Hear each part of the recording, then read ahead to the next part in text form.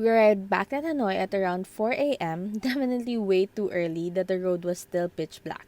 So rather than walking around the dark streets of the old quarters, we decided to book a grab to our hotel, hoping they would still be open. Hello from the morning streets of Hanoi. It's currently 5 a.m. We're waiting for everything else to open. The earliest shops around old quarters opens at 7 a.m., so we still had 2 hours to kill before we can start off our day. We tried looking for a 24-hour cafe near us since we were already bored sitting in the hotel lobby. But sadly, there was nothing near us, so by 5:30 a.m., we decided to go back to the hotel, gather the group, and just walk around the streets of Hanoi together since the sun was already out. Definitely a better option than just melting off the wallpaper from our hotel lobby with our bored ass glares.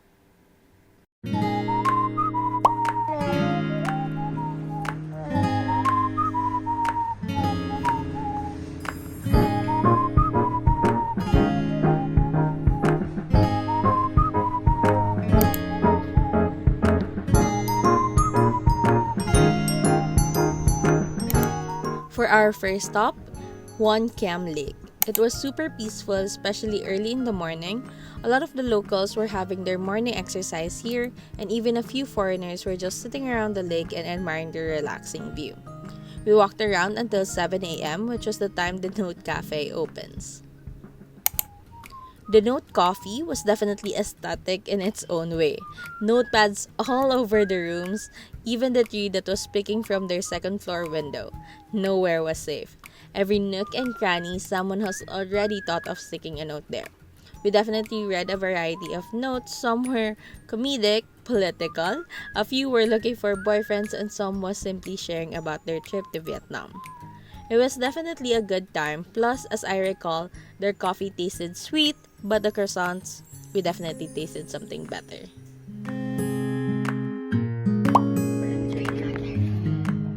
So right after that last sip, we went straight back to our hotel, which was finally ready for our early check-in. The design of our room was French-inspired, which I admire. There were a lot of sockets around the room, if that's important for you guys, but most importantly, it was spotless. Definitely a recommend. I will leave their link in the description box below. So yeah, after a quick change, we went straight to our next cafe, another TikTok favorite, which was Von Giao Moi. Now, this cafe was definitely unique in design. It felt like a clay mold with the curved walls from the outside and into the interior walls. I read a lot of reviews about this cafe being inspired from The Hobbit, which I can totally vouch for. They have 5 floors with balconies, but we already learned from Cafe Giang that no matter how aesthetic it looked, it was still too hot to sip a cup of coffee outside. So, the interior was definitely a 10 out of 10, but the service was a bit slow. Understandable that they were packed at the time, but our itinerary can't wait that long. So after an hour of waiting, we decided to cancel our orders and head to the train street to catch the 11 a.m. train schedule.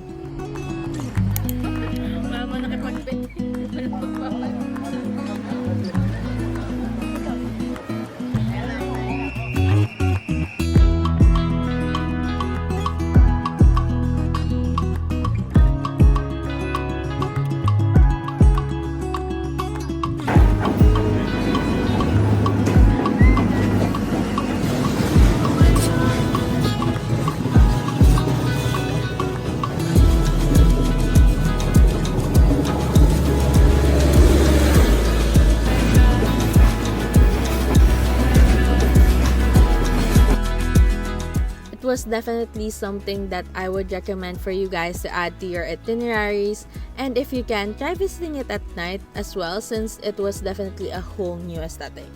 But afterwards, it was finally time to hit the shops for pasalubong shopping. This came from Hangda Market, and it's completely empty.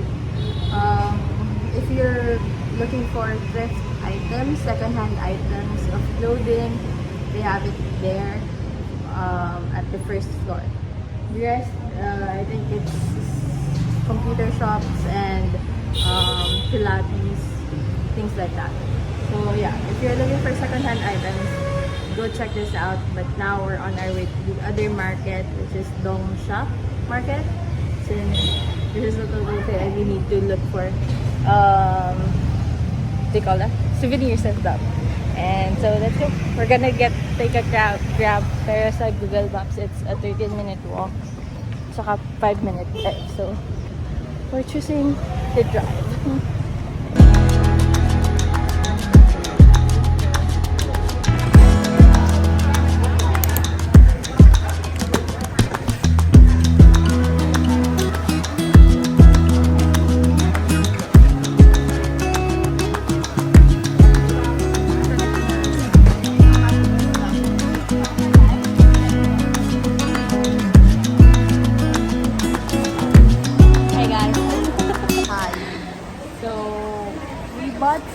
I bought some stuff, mostly Clothing. clothing. But we're gonna go back to the souvenir shop at downstairs. Pero mostly yung items dito, they have fixed prices. They don't do discounts. I got a skirt here for 180 dong. Yeah. It's cute naman, pero hindi lang mas I was expecting Cheaper.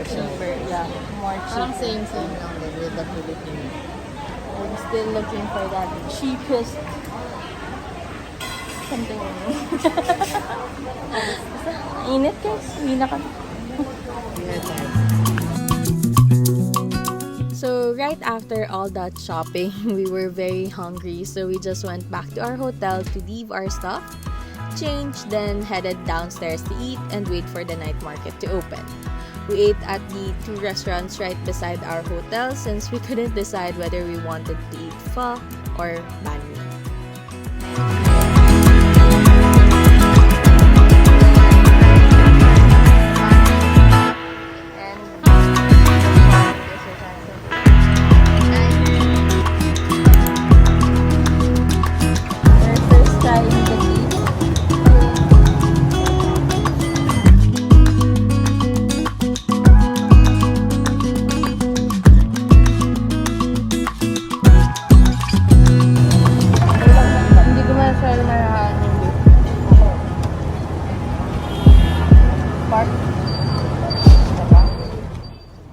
So the banh mi was okay. I was expecting the bread to be more crisper and the flavor to burst in my mouth, but I can definitely say and confidently say that I tasted way better banh mis in the Philippines. But for the pho was satisfying. They definitely got that down so well. Anyways, for the overall meal, I think I'll give it a 7 out of 10. I will definitely need to come back to Vietnam to search for their famous banh mi, but rest assured I will not give up until I tasted that delectable banh mi experience. Ito gusto ko. Gusto ko lahat sa Got some sausage. We're now waiting for the night market to start. Shopping.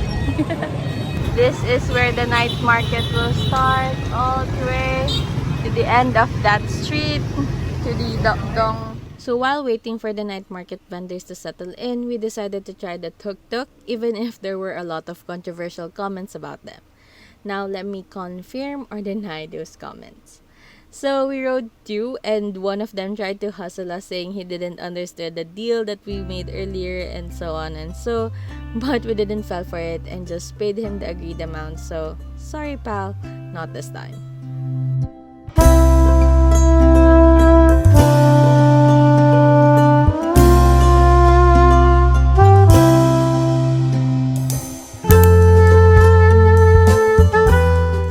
As you may or may not know, Vietnam is not only known for their coffee but also with their cheap beers. So we tried the most recommended street, which was Ba Hoi Corner. It's a long street that is lined with different pubs or bars where locals and foreigners seems to hang out and just enjoy some cold beers or cocktails. This particular beer that they were drinking was a home brewed, and according to them, it was sweet and has a relaxing taste to it. So I guess that's a thumbs up. So go and give them a try as well. We also tried a few different pubs after that, but after a while we decided to go back to the night market, hoping to purchase some more souvenirs.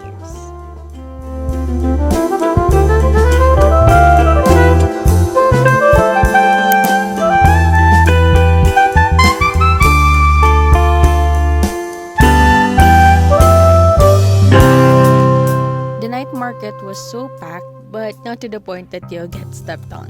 You can find here brand new and second-hand clothing, lots of dresses, souvenirs, barbecue vendors at the street corners, and a lot more.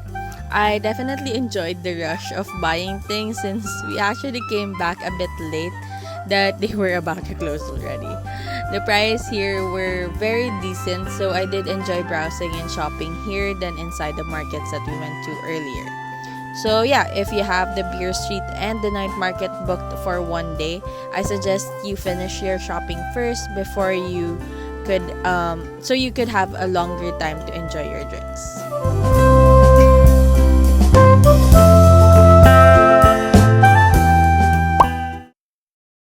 The next day was our HaLong Bay tour, so we woke up pretty early for our breakfast. Our breakfast is not really considered a breakfast but a hangover meal. I'm not saying that we have hangovers, but it was one of the stalls that was open at that hour and it was quite delectable. Escargot for breakfast is a definite 8 out of 10 for me since the broth captures that soothing taste that all soup should have.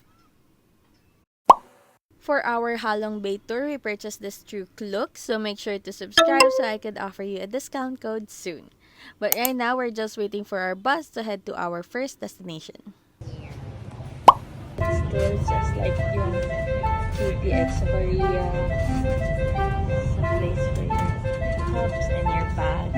This may be charger.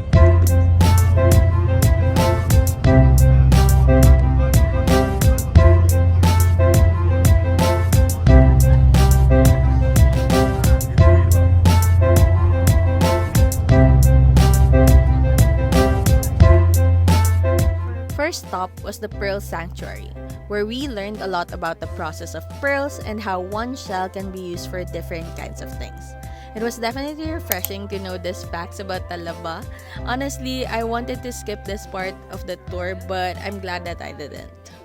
Is that South Sea? Yeah, South Sea is the biggest oyster, so it gives the biggest pearl. With diameter can be over 20 millimeter. 20, yes, big one.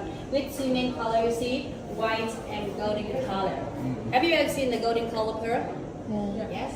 Yes? Yeah.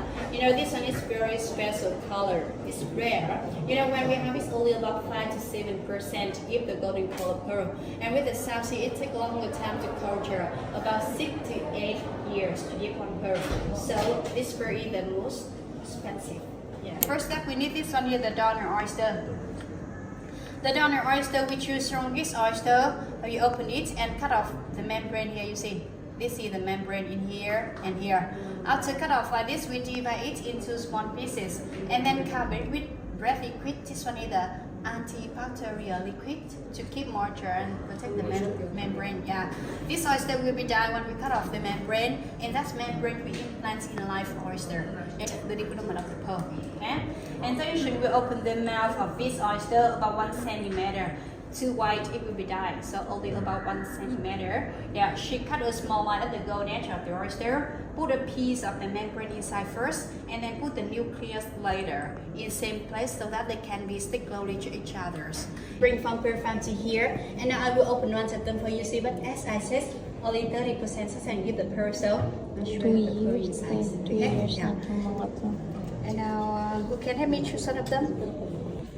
You? Which one, please? Biggest one? Yeah. Are you sure? Yes, but only 30% success, so we'll be lucky. Yes. And now you see.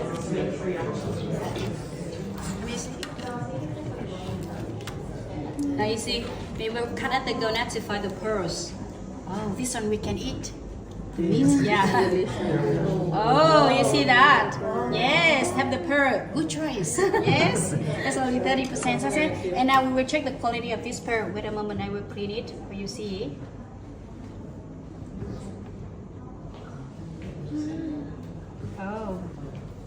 Oh, you see here.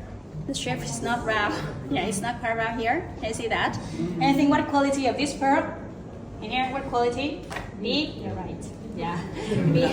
And this one, you know, if with this one we make the jewelry, we will build the hole in there, and then we stick with the setting in here. You see? Yes. Make the hole, and we stick with the setting to make the pendants or earrings like that. Yeah. But as I said, most of them we grant to make the cosmetic. Yeah. Right. Okay. And as I said, after take the pearl out the meat, we can eat. For the strawberry shirt, yes. And the shell, you see the color is very pretty here. So this one we shall cut it into different shapes to make the souvenir product. So for our next stop, we're here at the Pearl Factory, where they taught us about pearls, and how they culture it, and make it, and sell it. Here's Mom buying one.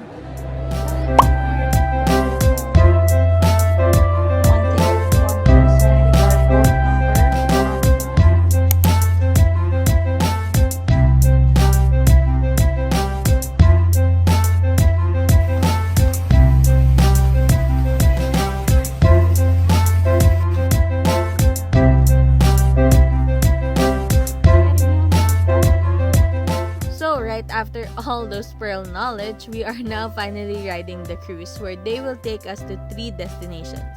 We had a quick orientation after boarding, a mini introduction since we were joined with 3 other groups, but after that, the staff finally opened the line for the buffet, which came with our tour. So yeah, bon appetit!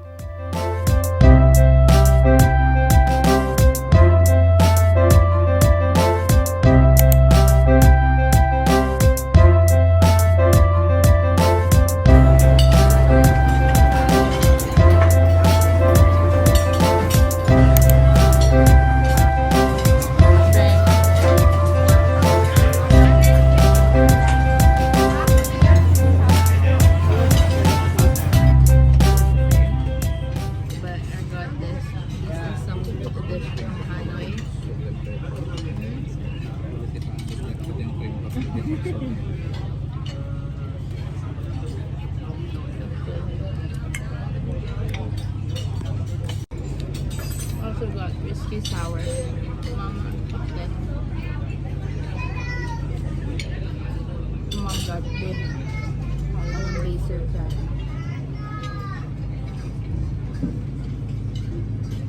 Oh, so sour. Ano yung gusto mo sa lahat ng ingredients mo? Sino, Mom? Wala pa. We ordered water and they gave us this is a canned water. It's not sparkling, it's just natural mineral water.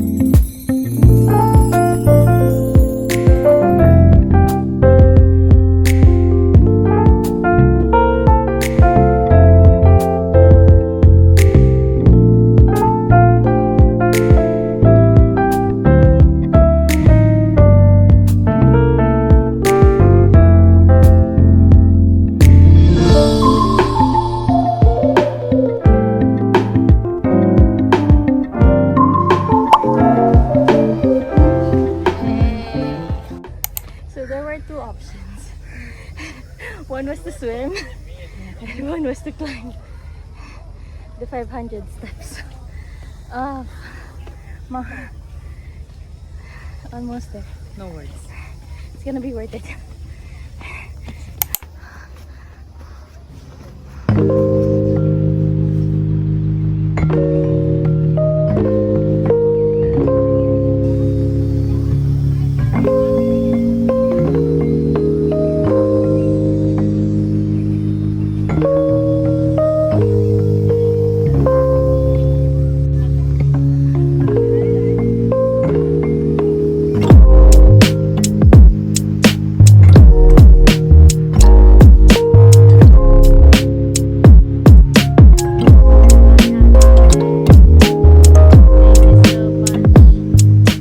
Anyone asking if it's worth it? It is. Definitely is.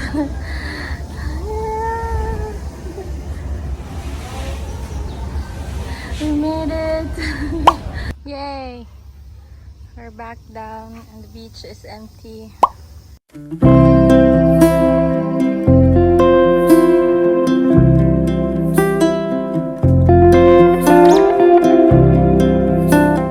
HaLong Bay was definitely a gorgeous experience, truly magical. It literally took our breath away. I'm super glad that we were able to add this to our itinerary before heading back to Manila. I can definitely see myself going back here, and next time I'm definitely going to try the overnight cruise. So yeah, make sure to subscribe and join me in more adventures soon. But that caps off our Vietnam adventure actually. To be honest, I was so surprised how much I enjoyed this trip, because coming here, I actually had little expectations to the point that I wasn't actually going to vlog much of our stay. But now, being here and being able to actually experience their cultures, taste their food, and just spend a week here, it was definitely going to be unforgettable.